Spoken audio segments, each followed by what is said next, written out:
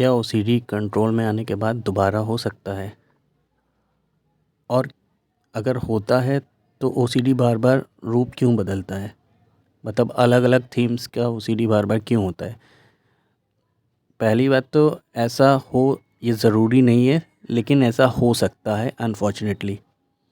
But एक good news भी है और उसी के बारे में ये वीडियो है। Let's begin.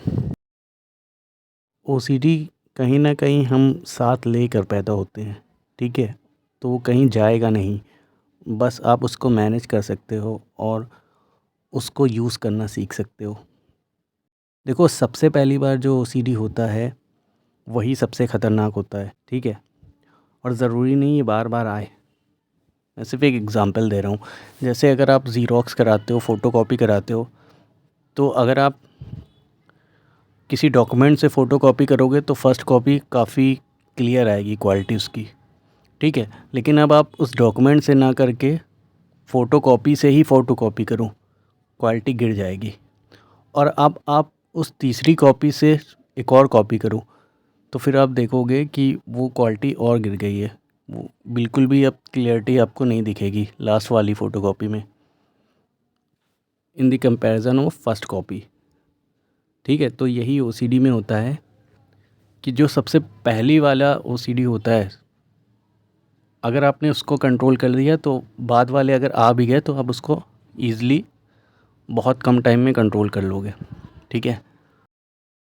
जिन लोगों को ओसीडी होता है वो ओसीडी लेके ही पैदा होते हैं जेनेटिक्स में, और जो बाकी रह जाते हैं उनके साथ भी कुछ ना कुछ प्रॉब्लम रहती है।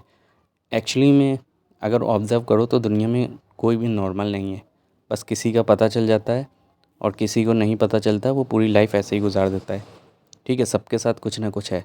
तो बैक टू द ओसीडी। देखो, ओसीडी अपना रूप बदल के वापस आ सकता है। जैसा कि मैंने कहा, जेनेटिक में होता है तो कहीं जाएगा नहीं और जड़ से भी नहीं ख़त्म हो सकता है, क्योंकि हम इसको लेके पैदा होते हैं। So in short guys, first time अगर आपने ओसीडी को मैनेज कर लिया तो दोबारा ये शायद ही आए। लेकिन अगर ये कम बैक करता है दोबारा तो आप इसे ओसीडी नहीं, मेरे हिसाब से इसे एंजाइटी या स्ट्रेस ही कहो, क्योंकि मैं मानता हूँ जो फर्स्ट टाइम ओसीडी होता है वही एक्चुअल होता है।